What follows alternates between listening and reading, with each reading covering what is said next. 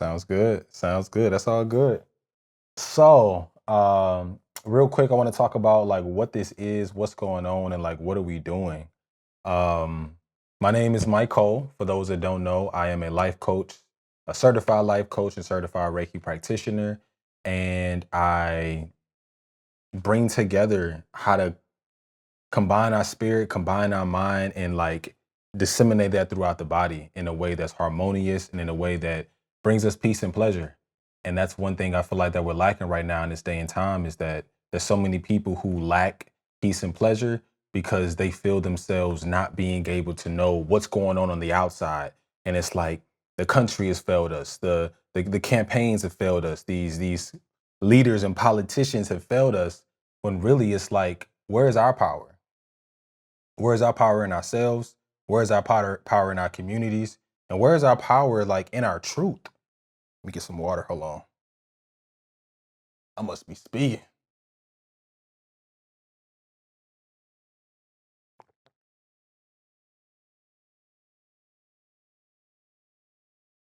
Where's our power? And the more, hey, peace, Sonya. How you doing? How you doing? Welcome in, welcome in. This is our mindset class.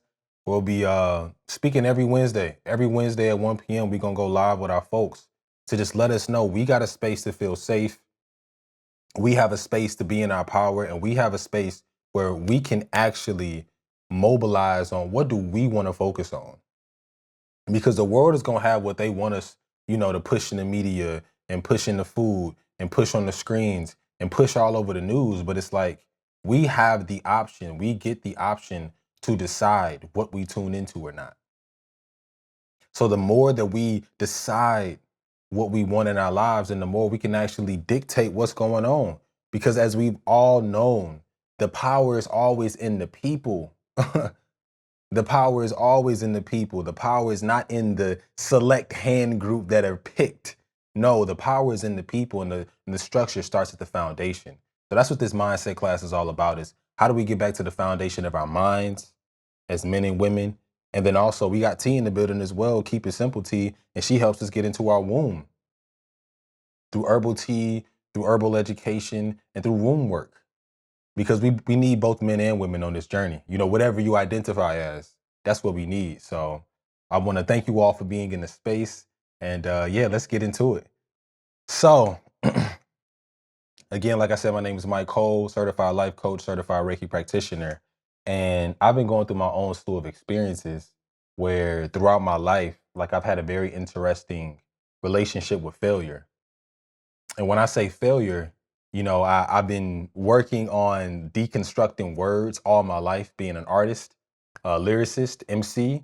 Yet now I'm taking those efforts into my health and wellness journey, because so many times we look at creativity as this, this atmospheric, abstract aspect, expression of ourselves. Yet really we can be creative in our day-to-day lives with what we eat, how we think, and what it is we decide to do in our daily lives. So when I look at the idea of failure, how it was taught to me is that somebody wins and somebody loses. And if you lose, you failed, and if you win, you succeeded on whatever the parameters of that game is. And that's how it's been taught to me since I was a child. I don't know about you all and what your definition of failure is, but I know that for me, it's always been in a negative connotation. And I was like, I don't want to give into the fear of failure anymore, because there's so much that's outside of my control that if I attempt to put my mind, my power there, then I'm always going to feel like I lost, because I've given my power away into something that makes me feel like a failure, when that's obviously not the truth, because I have a new blessing to stand in my truth every single day and do better than what I did yesterday. So if that's the case, then what is the true definition of failure? And that's where we get into the presentation. I'm gonna go ahead and share my screen. And for all of those that are on TikTok, we are in the Google Meet right now, so I'll be reading everything for you all. But if you do want to join in the Google Meet so you can see the slides, let me know and I'll give you access to that. Boom. So here we go. Boom. Are failures friends or foes? Have you ever been frozen by the thought of messing up? Like that fear or failure just stops you from doing something new. Or maybe you play it so safe that you never really go for what you want in life. And I don't know about you, but I know I felt this way. I felt, in the aspect of, well, can I succeed at it? Can I do it? With all these things going on, like, man, but if I'm not able to complete it, why start in the first place? And I recently had a video I put out where I was like, coach instilled in me, completion serves us more than creativity at times. And creativity has its space, I'm this not me not valuing creativity. Yet when it comes to completion, it teaches us so much about our journey because we've started and we've followed through and we've allowed ourselves to be immersed in the process of going on a journey rather than just sitting back and thinking about it. So let's define what failure is. Failure is an event that does not accomplish its intended purpose, aka a lack of success. Failure is an event that does not accomplish its intended purpose, aka a lack of success. And this, when I read this, I was like, wait, you mean to tell me that, of course, there's multiple definitions of failure, but for this specific one, that failure is not a state of being? Like, I looked at myself when I lost, I was failing, so I was a failure. And then mentally, if I overthought about that, then I became a failure in life, in my mind. But that's not true. When you look at the definition, failure is an event. So I started looking at, okay, so that means failure is a party. And I get to decide how I want to show up to that party or not. I get to decide what I'm wearing to the party. I get to decide who I talk to at the party. I get to decide if I even want to go to the party of failure or not. Because it's all a choice. It's all a decision. It's an event that does not accomplish its intended purpose. So you might set a goal, you might set an aim, you might set out on a mission, and you might not have access to the intended purpose of what you initially started with, but it's just an event. It's just something that happens, and now you have a decision to continue to move forward or not. So now that we know a little bit more about what failure means, let's dive into like how it affects us in our daily life and our daily decisions. First, let's look at it. Is failure a friend or a foe? When you show up to that party, are you communing? Are you, dancing, grooving, bumping and grinding with your friends or with your foes? Whether it's online, whether you in actual person, or whether it's in your own mind and in your own heart. Because an event can take place in the metaphysical just as much as the physical. So what is a friend? A friend is someone who supports you, encourages you, and helps you grow. A friend is someone who supports you, encourages you, and helps you grow. And I don't know about you all, but my mother always taught me a true friend is someone that can be honest with you. A true friend is someone that can uplift you. A true friend is someone that can be there when the times get going and the times get rough. A true friend is someone that loves you for who you truly are, not just who you portray yourself to be. In public, in private, online, whatever the case might be. That's what a true friend is. So if that's what a true friend is, then we get to ask ourselves, in the midst of failure, that event that didn't accomplish its intended purpose, are we being a friend to ourselves? Are we supporting ourselves? Are we encouraging ourselves? Are we helping ourselves grow through that event? Or are we being a foe to ourselves? Well, MyCol, what's a foe? We just said what a friend is. A foe is someone who opposes you, discourages you, and holds you back. A foe is someone who opposes you, discourages you, and holds you back. So let's take a step back for a second. Imagine you going to this party, right? Imagine your friends, foes, whoever, you heard it's the party of the town. You go there, you put your nice clothes on, you got your hair did, you put your good shoes on, you pulling up in that thing, you know what I'm saying, feeling good, smelling good. You done ate something good. You want to go drink on something good, you know what I'm saying? If that's your thing, maybe you want to smoke on something good. I don't know. I ain't judging. But you show up to that party, right? And when you show up, you felt like everything you did to prepare yourself, your intended purpose was going to align with success, meaning you was going to have a good time. You know, for some people, you might want to leave with something, you know what I'm saying, on your side. Or maybe you want to go collect some numbers. Maybe you want to pass out some business cards, whatever your intention is. You had an intended purpose that you're going to show up as your best self, all put together, makeup, masked up, everything good. But then when you get to the party, everybody in their pajamas, everybody chilling. Didn't nobody come to have a good time? They came to read, study, and listen in silence.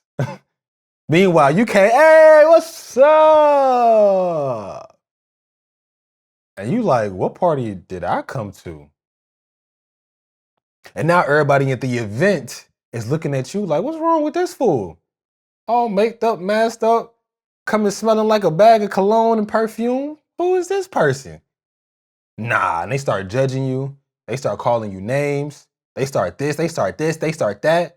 And now you might start looking at yourself different, like, damn, is something wrong with me? I showered, right? I brushed my teeth, right? I made sure I was looking good, smelling good. Why everybody in the party? Why everybody at the event making it seem like something wrong with me? Did I not get the memo?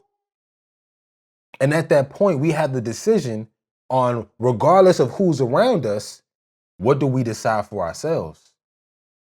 When you show up to that party, are you gonna be like, I'm a friend to myself and be like, look, it's a silent party, grab me the headphones, I tune into my frequency and jam out myself. I came to get out the house and have a good time.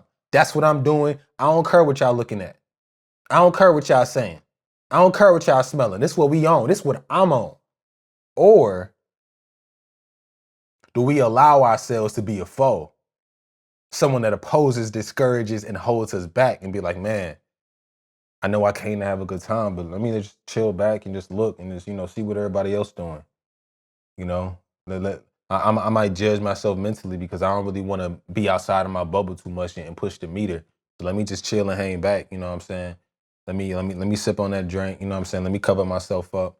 Let me go to the bathroom and hide out in the stall. And now you've allowed yourself to be a foe in your mind when you have the opportunity to be a friend. The decision is yours. But what happens for so much of us, for so many of us, is that we become paralyzed by that fear based on our external environment. So one thing can happen. One of three things can happen. You can have analysis paralysis, meaning that you're overthinking, overanalyzing a situation to the point where we become paralyzed and unable to take action.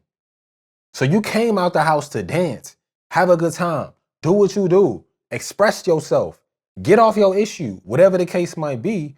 But now that everybody else is on a different rhythm, a different program, you looking at yourself like, wow, maybe I should think about this differently. And then you think about it differently, and maybe you start analyzing. And when you analyzing, you stay stuck in the process instead of actually moving and expressing and doing what you intended to do at this event.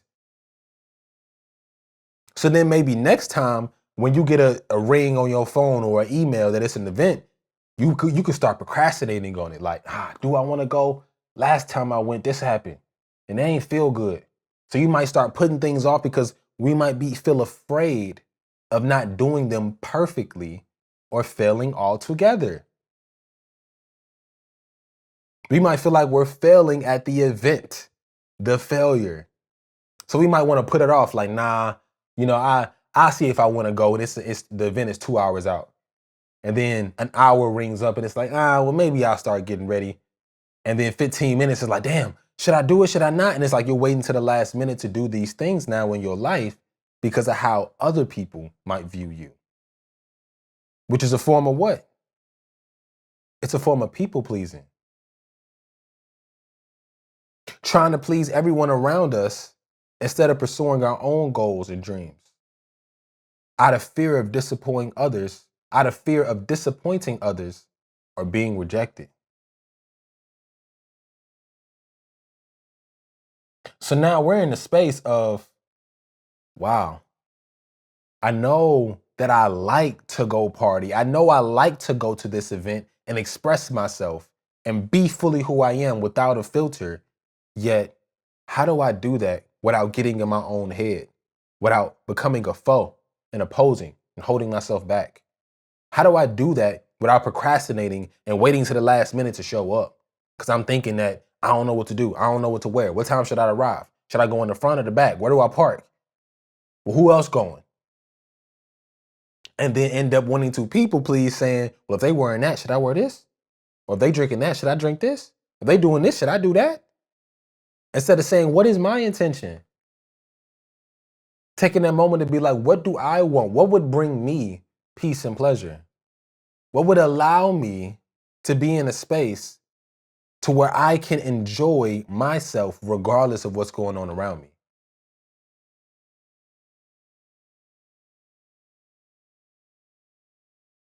So, what can we do next then? Oh, that role of perfectionism. Peace, welcome in, welcome in, welcome in. The role of perfectionism is there's a difference between striving for excellence and demanding perfection. See, excellence is about doing your best, while perfectionism is about achieving a flawless result. A flawless result. And I don't know about you, but I look up and I see flaws all around me. So if I see flaws all around me, how could there ever be a flawless result? Well, my coach, my team, my folks, my parents, my people, my soul, my own self-esteem shows me and tells me every single day that I am made in the image of perfection, yet I am an imperfect expression of that perfection. So I can strive for excellence without holding myself to the standard of perfectionism. Because perfectionism doesn't serve me, you, or anybody else involved in the situation. Yet excellence is something that allows me to want to strive to be my best self. So I'm putting on my good clothes. I'm washing my face. I'm getting myself together. I'm speaking affirmations over myself. I'm praying. I'm resting. I'm doing what I need to do in order to be in a situation to when I go to that event, now I can show up and I fed myself what I needed to be able to operate in my highest capacity, whether other folks accept it or not. Now I'm in the space of, oh, I love myself. I like myself. I adore myself. I accept myself. I am myself. I embrace myself. I am beautiful. I am handsome. I am divine. I am divinely made in the image of the universe. So when you see the sea, you see me. When you see the sky, you see I. And when you see the earth, you see everything that I'm worth. Because I was comprised of everything that is good in the soil. That's how powerful I am. So why would I allow other people's opinions of me to shape how I perceive myself when I can show up to that event and have a whole different perspective of how other people perceive me? Because that's my decision and that's my choice. So if we're looking at failure as an event, now, just because our intended purpose might be like we showed up to have a good time and everybody else want to be on their phone, hang on the wall and not dance, well, that's on them. My intended purpose was to show up and dance and express myself. And whether they want to be involved or not, I'm going to make sure I follow through with that and be flexible in the process. Because we're not striving for perfectionism, we're striving for excellence. We want to communicate our divine excellence. Because that's our code, our communication of divine excellence, not perfectionism, excellence. So we can look at failure, that event that may not have reached its intended purpose, as a learning opportunity. We can learn from it and be like, failure is a chance to learn and grow. It's an opportunity to identify what didn't work and figure out how to do better next time. So when you show up to that event, instead of going in solo dolo, you could be like, you know what? Next time I'm gonna invite my friends. I'm gonna invite all my family. I'm gonna invite all my folks. And we gonna come out and have a good time. And if the people at the event want to bully themselves into being foes, I'll bring my friends, my family, my folks, and we're going to have a good time. We're going to create the atmosphere that we want. So I'm going to learn from last time. Last time I showed up solo dolo, and the energy around me was thick. Because, misery loves company, so the energy around was thick. And I did my best to hold it together. I allowed myself to still groove and have a good time. I was in my own space and in my own zone. But it's always fun when you got friends, family, and your folks with you. Because we're born to be communal beings. We're having a communal experience right now. You being in this call, you being on this live, you watching this back. This is a form of a communic expression that we're having right now. So we can use that failure, that event that didn't accomplish its intended purpose as a stepping stone to success. See, failure is a stepping stone on the path to success. Meaning we might have to go through failure. We might have to walk through the event in order to get to success on the other side. Because it's teaching us something that goes on the inside. Welcome in, welcome in. It's teaching us something on the inside. Welcome to the academy. It's a sign that you're pushing your boundaries and you're taking risk. T be talking to me, she be saying we shouldn't say take. So we're not going to take the risk. We're going to explore those risks. And they can be calculated. Not all risks got to be reckless. Not all risks got to be reckless. We can actually sit down and measure out what are the risks. See, there's multiple events we can go to in life. And all of them have the opportunity to be success or failure. You could show up to that job. It could be success or failure. You could show up to that birthday party. It can be success or failure. You could show up to that graduation. You could show up to all these different things. You can show up to that Zoom room and it can be success or failure. Yet you have the decision to be like, okay, if I go to this room, I know folks last time they was operating like this. Maybe I don't want to deal with that. And I don't want to stay at home. I still want to go out and enjoy myself. So how about we have and explore the risk of going to this event instead of this event and see how it works out. And what I'm going to do is invite my family, friends, and folks. So I got my team. I got my village with me. So I'm not alone. I'm willing to do it by myself, but it's always more fun together. It's always better together because it radiates that energy. It radiates that vibe. When you're around somebody that you love, that you like, and is on your same frequency, you be jamming. You be like, dang, okay. Oh, I see you. Oh, you see me. Oh, come on. And y'all having a good time.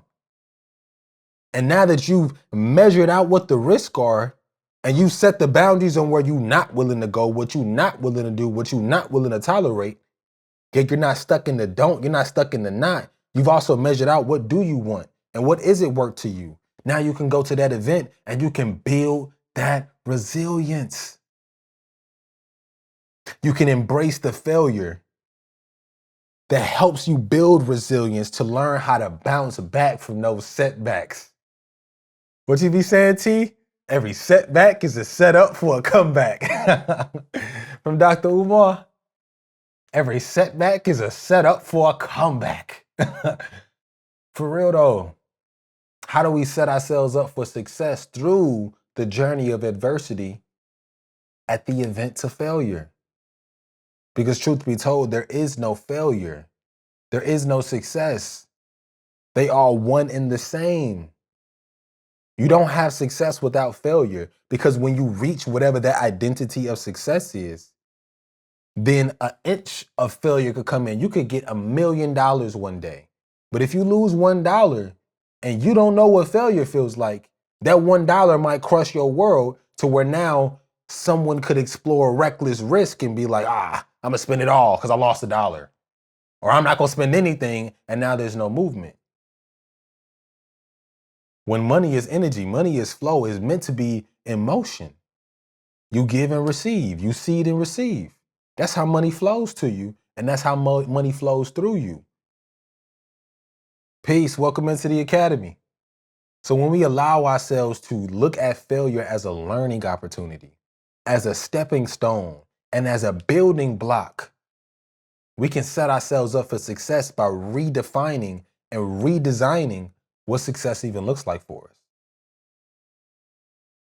Peace, peace. Welcome in, G. Welcome in, G. You went live the other day. I was like, you know what? We might as well start going live, man.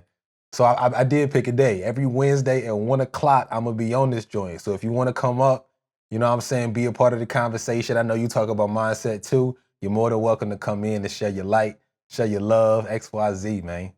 I appreciate you joining. Welcome to the academy. So what's next? Where do we go from here? How do we overcome that fear of failure? Well, since we now know and defined, because fear usually comes from a space of, I don't know what that thing is in the corner. It's dark, it's scary, it's unknown, it's foreign to me. So I'm going to put a mental blockage around it because I don't know what it is. But the moment we take out our flashlight, the moment we get our friends, family, and folks that resonate on the frequency with us to be like, let's go explore this fear together. Now we didn't shine the light on it. Now whenever it moves, we move the flashlight on it.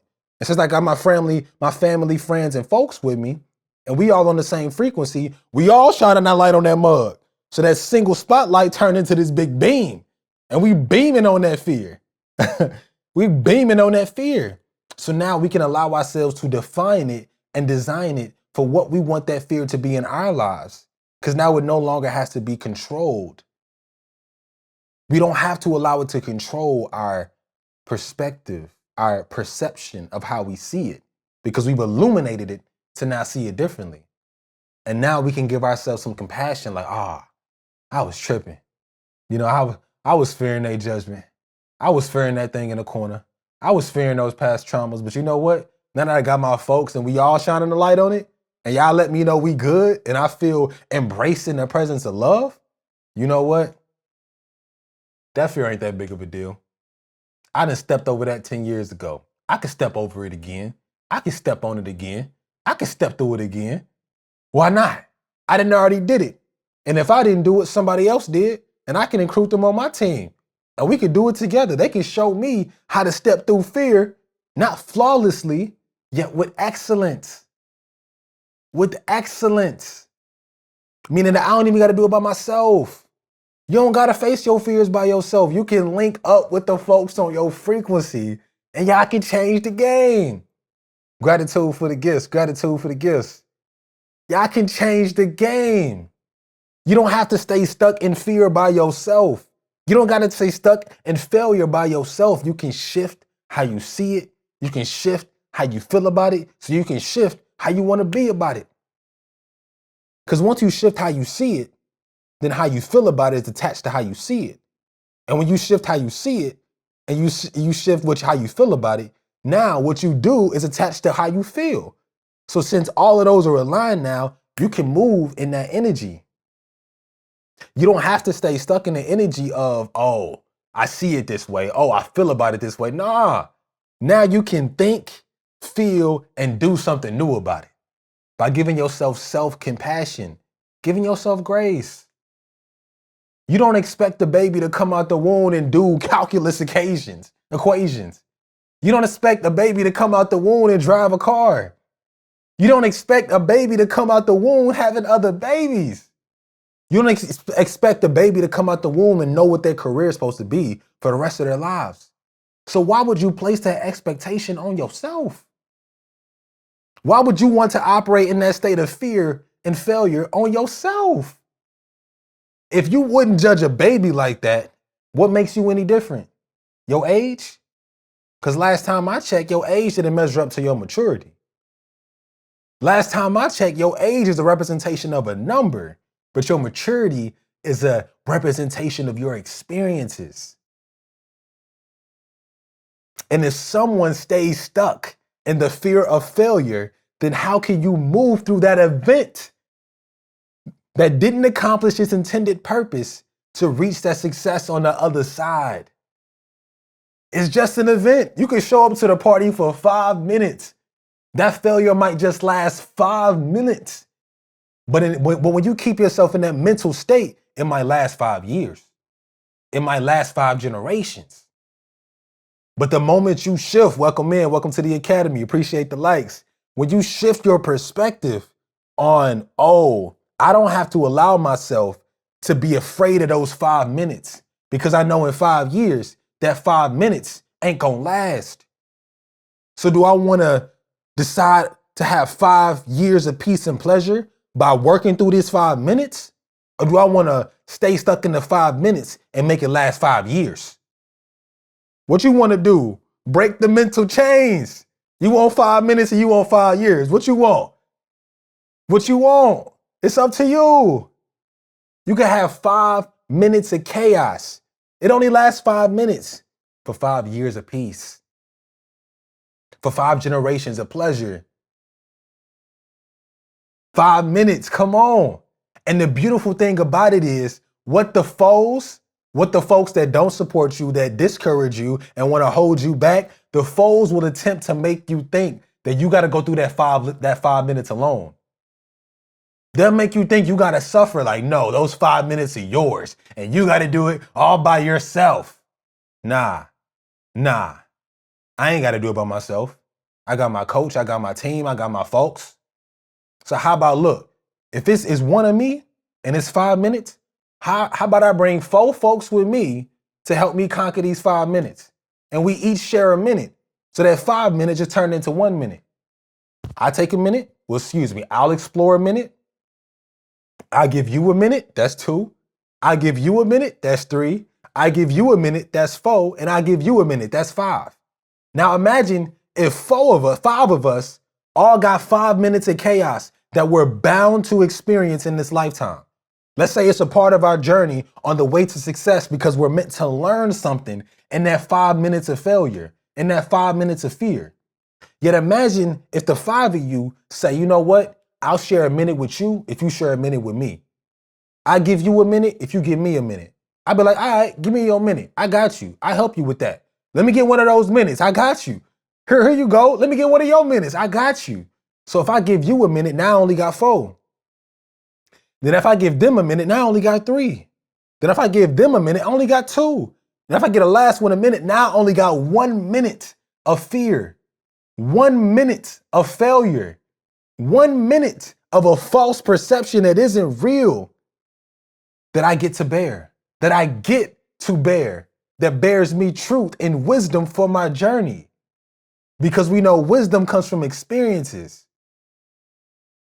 So if I can shift my perspective on those 5 minutes of pain, those 5 minutes of failure, those 5 minutes of fear, now I only got 1 because I included my tribe. I included my folks.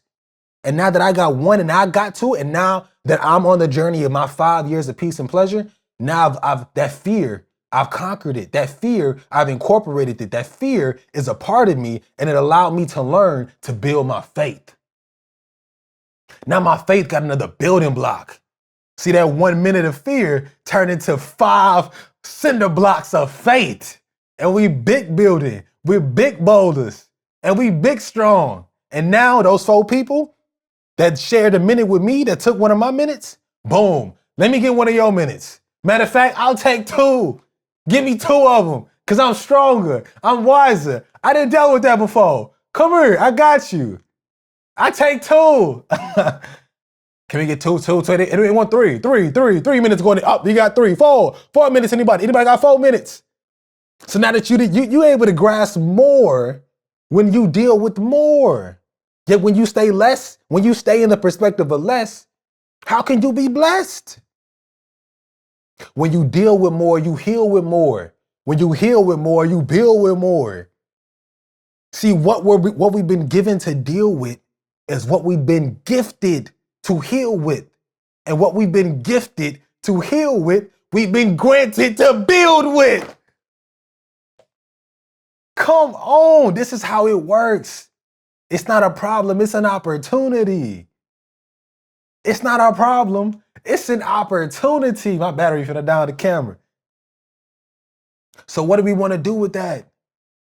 What do we want to do with that opportunity now? Now that we healing, what we dealing, you know what I'm saying? We got our cards. We all got our cards in life.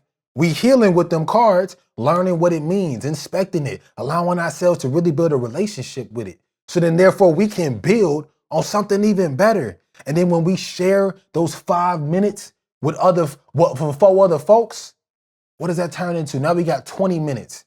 And we turned that 20 minutes into 1 minute. And now 1 minute turned from 5 years now to 20 years. From 5 folks into 20 folks. And it just keeps multiplying. Y'all remember that gifting game?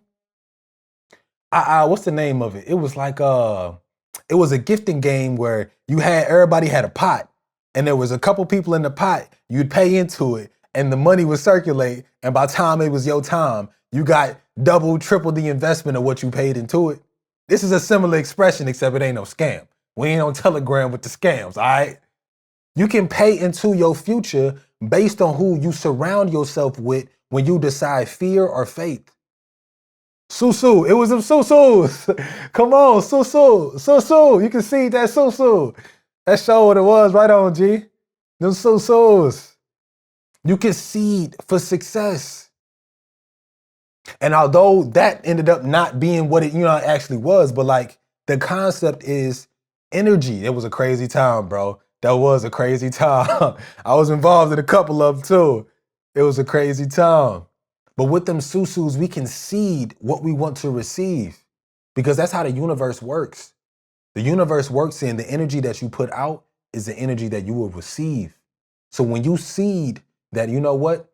I'm going to share a minute because it's worth it. I'm going to share a minute because I deserve it. I'm going to share a minute because all the minutes that I bared, you know what? They ain't even mine to keep. Once I learn them lessons, they mine to seed. So let me seed these lessons so they can be blessings for other folks. That's what mentorship is. That's what the elders are meant for. Even that's what the wisdom of certain children are meant to be for us. Our elders and our children are meant to give us wisdom through this experience and the next. See, the elders give us experience of the earth. The children give us experience of the subconscious, of the world before this world and the world after this world. The elders have seen everything from the dinosaurs to the doggy coin. They done seen it all in different forms. Because before it was paper, it was gold. We traded into gold for paper. Now we trading that paper for digital currency. It's just a cycle that repeats itself. So the elders are like, I'm gonna put y'all on game. The asset is you. Regardless of what you put your energy into, the asset is you. So as long as you know what your power is, what your worth is, what you deserve, who you are, you'll always know what hands you playing. And when you know what hands you playing, no matter what cards you dealt, you always know how you can heal. You always know what you can build with. Gotta get back, bro. What are you doing? Frequency on point. Come on. Children have wisdom of the spiritual for sure. Absolutely. Absolutely. Come on. And when we allow ourselves to rebuild that relationship between the children and our elders, now everyone in between can succeed because we can learn from the future and the past and the present. Come on. Come on. What's next on the slide deck? So we can turn that fear into fuel by embracing the unknown, by embracing the foreign. We are in unprecedented times. We are in unprecedented times. We don't know what's going to happen tomorrow. Tomorrow it could be this. Tomorrow it could be that. Yet where are you going to place your focus? You want to focus on faith or you want to focus on fear? Because we can show you, history has shown us who and what benefits from our focus of fear. Because the moment we give into fear, I ain't got no control. I can't do nothing about it. Life is this, life is that. But the moment that you give into faith, it's like, nah, let me lean on these children. What y'all playing with? What y'all doing? Okay, y'all ain't even tripping off politics. Y'all playing y'all game. The moment I lean into the elders, okay, how your knees feel? How your joints feel? Tell me them stories about what you was going through 4 score ago. I ain't trying to make fun of the elders, but like, you got stories. Share those stories with me. I want to learn with it. I want to heal with it. I want to earn with it. So when we can build in the things that are simple, come on, folks, go. Welcome in, welcome in. Appreciate you being here. Welcome to the Academy. This is an aspect, this is a space where we get to master our mindset, because how we see the world is how we decide who we will be in the world. And more specifically, how we see the earth, because the world is changing, but the earth is consistent. The world is changing, but the earth is consistent. The earth is on a rhythm. The earth follows seasons. The earth follows cycles. So do you want to be in the world, of the world, or are you on planet Earth? Because last time I checked, planet Earth has always served me, has always given me sunlight, has always given me water, has always given me fruits and vegetables, has always given me love, has always given me folks to connect and build with. So I'm not saying the world is this evil place. That's not what I'm saying, because the world is this right now, being able to connect over the internet, these invisible frequencies above us, beyond us, that we get to tap and touch into, that are just a reflection of what's going on Earth and what's going on beyond Earth. Let's just zoom out for a second. A lot going on in the world, but it's pretty simple on Earth though. You rise and you rest. And depending on the decisions that you determine when you rise and you rest, that dictates the reality that you live. The way you rise and the way you rest and what you do in the between. Right? Last time I checked, that ain't changed. Last time I checked, whether TikTok was here or not, the way I wake up and the way I go to bed is my definition of peace and pleasure. What I do with my time is my definition of peace and pleasure. Who I impact is my definition of peace and pleasure. And that's all we got, right? It's peace and pleasure. Ain't nobody say it's free. Ain't nobody say peace and pleasure is free, but it is a gift and is a blessing that we give to ourselves every single day. Every single day. So we can allow ourselves to shift our perspective of, I am a divine being here on earth first. I am a divine being here on earth first. And then I'm in the world second. Not of the world.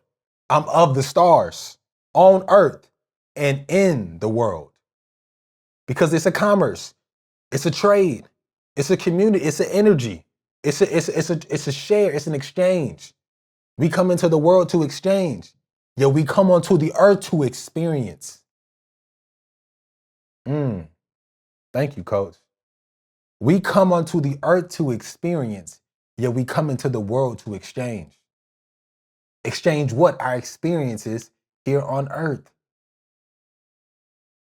So now you get to look at your life and be like, what is my experience?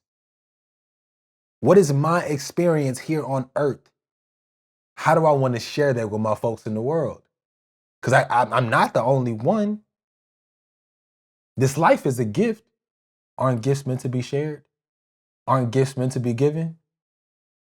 Come on. Come on. So when we look at it like that, we can embrace what we don't know for what we do know and simplify everything else. It's a lot of complex distractions going on. Oh, it's this. Oh, it's that. What's simple? How did you rise? How did you rest? And what are you grateful for? How did you rise? How did you rest? And what are you grateful for?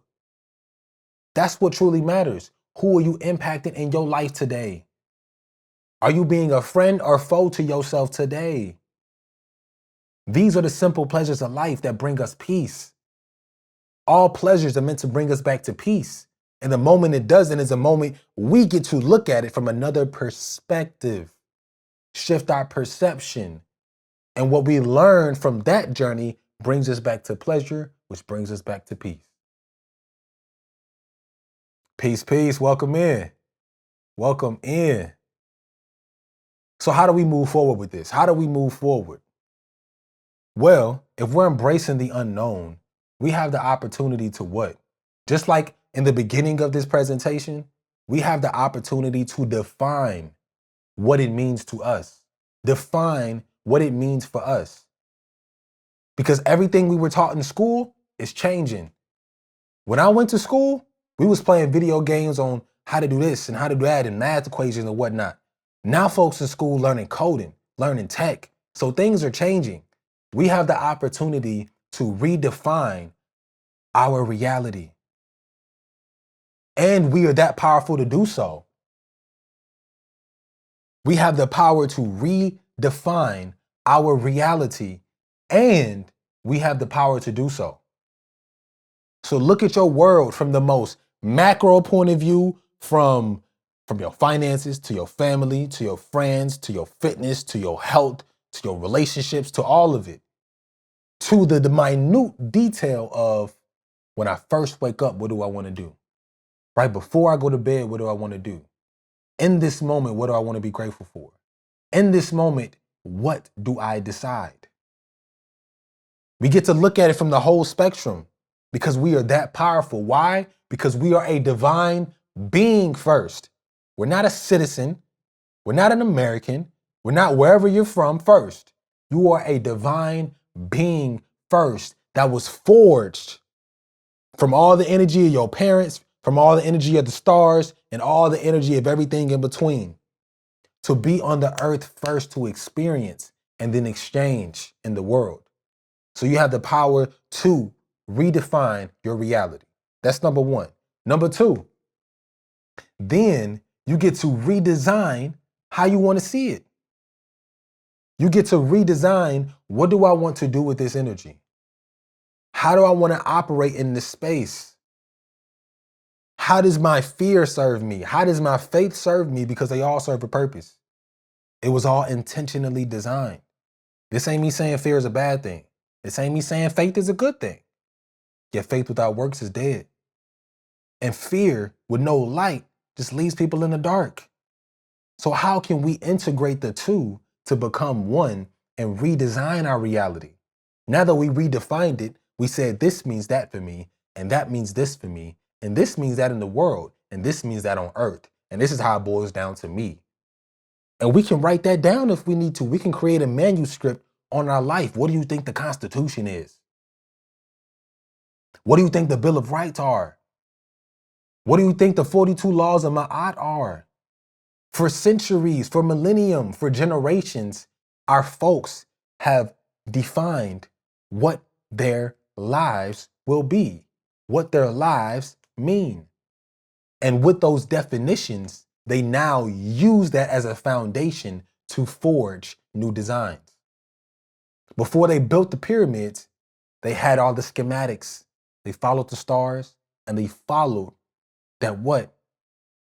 That papyrus, what they wrote and scribed. They followed the stars and the scribes, the scrolls. The stars and the scrolls allowed them to build their world, which is still mysteries and today, which is still mysteries today.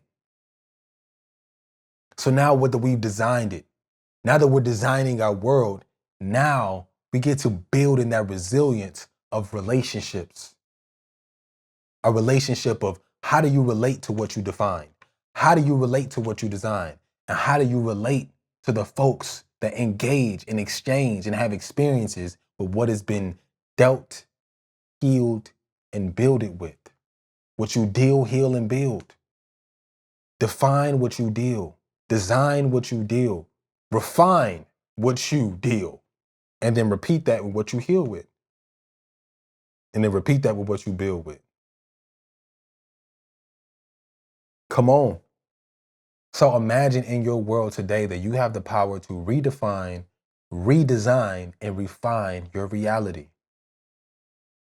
To redefine, redesign, and refine your reality. The power is in your hands. It's not in no politician. It's not in no leader. None of that. It's all inside of you. And then with what you do with that, who are you building with to build those relationships? So I appreciate you all for being in this space. That's pretty much it to the presentation that I had. I'm doing my best to keep these to an hour. But we have an extra 30 minutes for the folks that have any questions and want to come on, join, and have a conversation. So if you want to come up and you know what I'm saying, you want to have conversation or you got questions on how to define, how to design, and how to refine your world, come on, hop in the conversation. Let's go. Let's go. And the replay of this will be available in our membership. You can go to mycolacademy.com and you can click on sign up for the membership and you'll have access to all these replays. And for everybody watching, we're going live every single Wednesday at 1 p.m. It's a Mercury day and a Mercury hour. And I'm Mercury sign, Virgo. So I felt like it makes sense to allow this energy to transmute because we need it. Them folks in the world, they doing some craziness, man. And it's like, nah, we not subscribing to what they do. We not subscribing to what it is. We subscribing to what the spirit and the soul has instructed us to do here on this earth first. And then we can lean in to what's going on in the world. You're in the middle of redefining yourself, not an easy task, unlearning and relearning, but worth it. Absolutely. Absolutely. And I don't know if you were here earlier, Empress. Yet I've seen you in Black Cherokee's live. So I know you already doing the work. I already know. And it's like a part of doing that work is being graceful with ourselves. Because it isn't easy. Ain't nobody said this role was easy. Yet it is worth it. And you were chosen. In order to be able to be qualified for this work, you just got to be willing to go on the path, on the journey. And there's grace and gratitude on the path. We have an opportunity for grace and gratitude every single day. When stuff get tough, I know it get hard. Yet we have the opportunity to look at it different and be like, how can I give myself grace for this? What can I be grateful for in this? Because 10 years ago, it could be opportunity. You wasn't doing this work, but now you are. 20 years ago, you might not have been doing this work, but now you are. Something to be grateful for. You deserve to be grateful for that. And you deserve to give yourself grace for the process as you lean and you learn into redefining, unlearning, to relearn, because it's really an opportunity. And it makes us more valuable. The more that we learn, the more valuable we become. The more we learn, the more valuable we become. Why is that? Because now we're in a position to where we have the opportunity to teach ourselves and then show the progress and teach others. Because you going through the work that you're going through, there's going to be other folks that also need the wisdom that come from your experience. You ain't got to serve them right now. Yet how you serve yourself in these moments that seem tough, that seem hard, seem like a struggle, seem stressful, are going to serve the very people that are going to bring value to the folks all around them. So you serving you right now, the lessons you learn with that are going to serve others. And those lessons will bless others.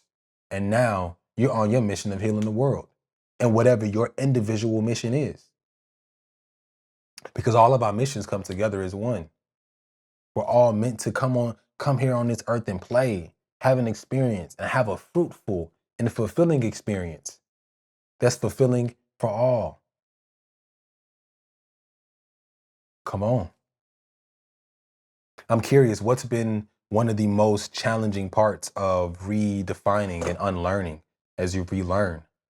What's been difficult for you on the journey?